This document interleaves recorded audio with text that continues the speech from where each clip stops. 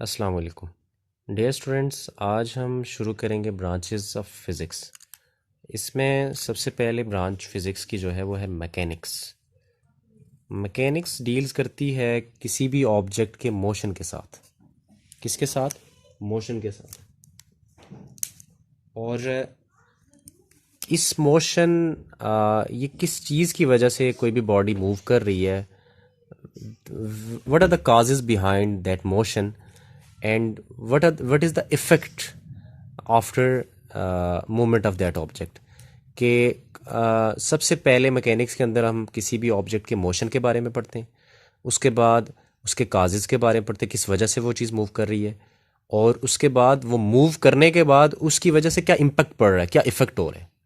ठीक हो गया, इस चीज़ के बारे में पढ़ते हैं। जैसे फॉर एग्ज़ाम्पल एक कार है, वो मूव कर रही है, ठीक हो गया, और जब वो मूव कर रही है तो क्या हो रहा है, क्या इफ़ेक्ट पड़ रहा है, उसकी वजह से डिस्टेंस कवर हो रहा है, दैट इज़ एन इफ़ेक्ट। अच्छा, किस फोर्स की वजह से वो मूव कर रही है? ऑब्वियसली उसके अंदर कोई गैसोलीन, कोई फ्यूल हमने ऐड किया है, जिसकी वजह से उसको एनर्जी मिली, हमने उसको स्टार्ट अप किया, और वो कार जो व्हीकल है वो मूव करना शुरू हुई। तो ये चीज़ें सारी हम मैकेनिक्स के अंदर पढ़ेंगे। उसके बाद दूसरी ब्रांच है जी, दैट इज़ हीट। हीट का ताल्लुक हीट एनर्जी के साथ है, ठीक है। अब जैसे नेचर ऑफ हीट, उसके अंदर हम सबसे पहले पढ़ते हैं कि हीट की नेचर क्या है। जैसे सनलाइट, वो नेचर है हीट की। उसके बाद मोड्स ऑफ ट्रांसफ़र, जैसे अब यहाँ पे तो हम इसको इतना ज़्यादा एक्सप्लेन नहीं करेंगे, लेकिन मोड्स ऑफ ट्रांसफ़र जो मेनली जिन चीज़ों के बारे में पढ़ा जाता है वो है कंडक्शन, कन्वेक्शन एंड रेडिएशन, ठीक है। उसके बाद इस हीट की वजह से इफ़ेक्ट क्या पड़ रहा है, what are the effects of heat, ठीक हो गया। इस चीज़ के बारे में पढ़ेंगे। तो ये सेकंड ब्रांच है फिज़िक्स की। तो इन चीज़ों को हम ज़ाहिर है पूरी फिज़िक्स के अंदर हम इन्हीं चीज़ों को आगे इलेबोरेट करेंगे। तो इस चीज़ को यहाँ पे एक्सप्लेन करना मेरे ख्याल में ज़्यादा मुनासिब नहीं रहेगा, थोड़ा सा पहले हो जाएगा। उसके बाद हम बात करते हैं जी साउंड। साउंड जो है, जैसे मैं अभी बोल रहा हूँ, तो ये भी हम फिज़िक्स के अंदर हम इस चीज़ के बारे में पढ़ते हैं। तो साउंड वेव्स प्रोड्यूस होती हैं, ठीक हो गया। अब जब मैं बोल रहा हूँ तो कोई ना कोई मीडियम है जो इस साउंड को आगे ट्रांसफ़र कर रहा है। जैसे मैं कहता हूँ एयर है, हवा जो है वो एक मीडियम है जिससे साउंड ट्रैवल करती है, ठीक हो गया। साउंड क्या करती है? ट्रैवल करती है। और वो कैसे ट्रैवल करती है? वेव्स की सूरत में ट्रैवल करती है। किस सूरत में ट्रैवल करती है? वेव्स की सूरत में। आया वो वेव्स स्ट्रेट लाइन है, आया वो वेव्स इस तरह से रैंडम है, ये चीज़ें जो हैं हम इसके अंदर पढ़ेंगे। अब वो साउंड प्रोड्यूस कैसे हो रही है? दूसरी चीज़ क्या आती है? प्रोडक्शन। कि जैसे मैं बोल रहा हूँ तो वोकल जो है वो साउंड की प्रोडक्शन है, मेरी मेरी आवाज़ के पीछे एक वोकल है जिससे साउंड प्रोड्यूस हो रही है।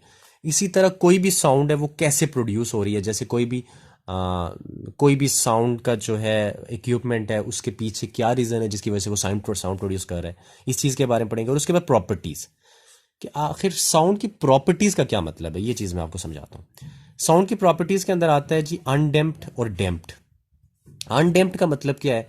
जैसे मैं ये कहता हूँ कि अनडेम्प्ड का मतलब ये है कि ऐसी साउंड जिसकी जो फ्रिक्वेंसी है वो ना ख़त्म होने वाली हो, वो एक ही फ्रिक्वेंसी के साथ मूव कर रही हो और कभी ख़त्म ना हो, इसको कहते हैं अनडेम्प्ड। तो ये आइडियली तो हो सकता है, लेकिन रियलिस्टिक केस के अंदर ये पॉसिबल नहीं है। हमारी जो साउंड होती है, जो हम बोलते हैं, वो होती है डैम्प्ड, उसको कहते हैं डैम्प्ड। क्या? डैम्प्ड। डैम्प्ड साउंड का क्या मतलब है? कि ऐसी साउंड जिसकी शुरू में तो फ्रीक्वेंसी बहुत ज़्यादा हो, फिर आहिस्ता आहिस्ता उसकी फ्रीक्वेंसी कम होती जाए, कम होती जाए, कम होती जाए, और एक टाइम वो साउंड जो ख़त्म हो जाए। तो ये हम जो बोलते हैं, एक टाइम पे क्या होता है, साउंड हमारी ख़त्म हो जाती है, वो इसकी वजह से क्योंकि हमारी साउंड जो है वो अनडेम्प्ड है। क्या है? सॉरी, डैम्प्ड है, ठीक हो गया।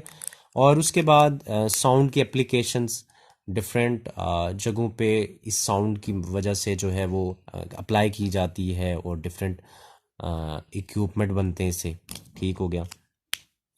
उसके बाद आती है जी चौथी branch, that is light.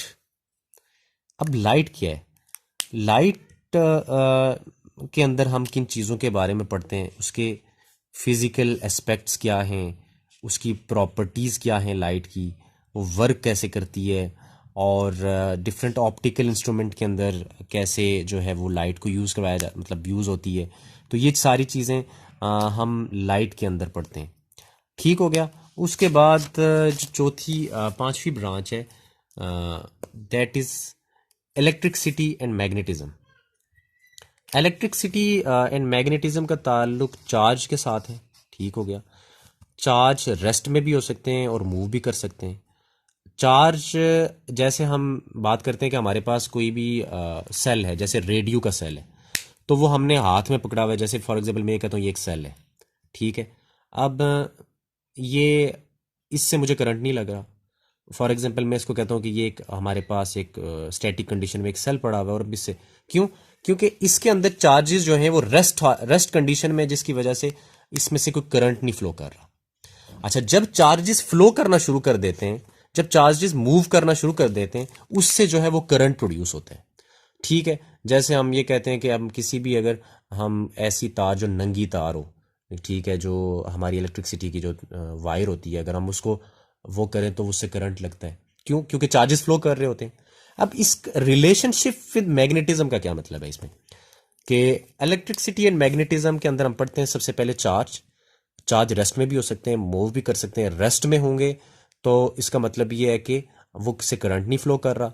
Move कर रहे होंगे तो उससे करंट फ्लो कर रहा होगा। अब इसका मैग्नेटिज्म के साथ कैसे क्या रिलेशन है?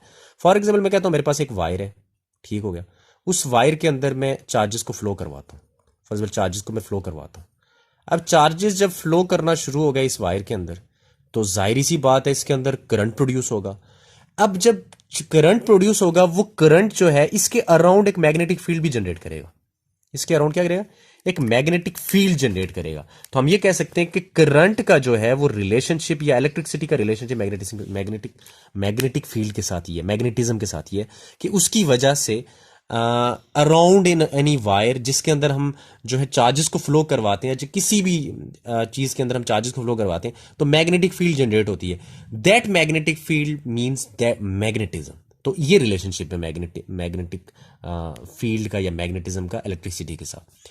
उसके बाद हम बात करते हैं जी एटॉमिक फिजिक्स के अंदर। एटॉमिक फिजिक्स, जैसे पहले ये भी कहा गया कि मतलब एटम जो है वो एक सब पार्टिकल है, और इससे ज़्यादा सब डिवीजन नहीं हो सकती, ये लास्ट, इससे ज़्यादा हम डिवाइड नहीं। तो इसमें हम सिर्फ एटम के बारे में पढ़ते हैं, और एटम की स्ट्रक्चर के बारे में पढ़ते हैं कि एटम की स्ट्रक्चर किस तरह की होती है, और उसकी प्रॉपर्टीज़ के बारे में पढ़ते हैं कि वो बिहेव, उसकी प्रॉपर्टीज़ क्या होती हैं एटम की।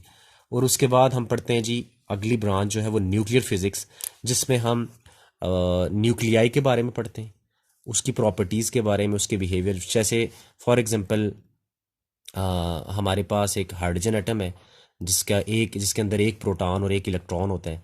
अब ये जो हमारे पास एटम के अंदर ये न्यूक्लियस है, ठीक हो गया। तो इस न्यूक्लियस के बारे में हम पढ़ते हैं न्यूक्लियर फिजिक्स के अंदर। इसके अंदर अब सब पार्टिकल्स आ जाते हैं। अब पहले तो एटम है ना, हमने ऊपर बात की एटॉमिक फिजिक्स की, तो उसके अंदर हम होल एटम को देखते हैं। उसके अंदर क्या पार्टिकल्स हैं उनके बारे में हम नहीं पढ़ते। एटम की स्ट्रक्चर कैसी है, उसके प्रॉपर्टीज कैसी हैं। अब न्यूक्लियर फिजिक्स के अंदर हम उस एटम के अंदर कौन कौन से पार्टिकल्स हैं, प्रोटॉन, इलेक्ट्रॉन क्या करते हैं, वो एटम के ऑर्बिट्स के अंदर रिवॉल्व करते हैं। प्रोटॉन जो है वो न्यूक्लियस के अंदर होते हैं ऑब्वियसली, क्योंकि हाइड्रोजन एटम के अंदर एक प्रोटॉन और एक इलेक्ट्रॉन होता है, न्यूट्रॉन कोई भी नहीं होता। तो ये चीज़ें जो है हम स्टडी करते हैं न्यूक्लियर फिजिक्स के अंदर। उसके बाद आती है जी प्लाज्मा फिजिक्स। जैसे हम सबको पता है कि किसी भी मैटर की तीन स्टेट्स जो अमूमन पढ़ाई जाती हैं, सॉलिड, लिक्विड और गैसेस। फोर्थ स्टेट जो है that is plasma. That plasma का मतलब है आयंस, ठीक है, जो अमूमन अक्सर नहीं पढ़ाया जाता है इतना ज़्यादा। तो ये आयन प्रोड्यूस कैसे होते हैं, इनके बारे में हम पढ़ते हैं, इनकी प्रॉपर्टीज़ क्या हैं, ये सब प्लाज्मा फिजिक्स के अंदर पढ़ाया जाता है। और उसके बाद आता है जी जियो फिजिक्स। जियो, जहाँ पे भी लफ्ज़ जियो यूज़ हो उसका मतलब होता है अर्थ, ठीक हो गया। जियो फिजिक्स के अंदर हम इंटरनल स्ट्रक्चर ऑफ अर्थ पढ़ते हैं कि अर्थ की जो है वो इंटरनल स्ट्रक्चर कैसी है। तो ये सारी जो हैं ये फिज़िक्स की ब्रांचेज हैं जिनके बारे में हमने पढ़ा है। पहले हमने कवर किया था कि इंट्रोडक्शन टू फिज़िक्स के अंदर science, physical science, biological science, उनकी एप्लीकेशन, और फिर हम जो है ब्रांचेज ऑफ फिज़िक्स की तरफ आए, और ये हमारी मेन ब्रांचेज हैं जिनके बारे में हम होल फिज़िक्स के अंदर, इंटायर फिज़िक्स के अंदर हम पढ़ते हैं।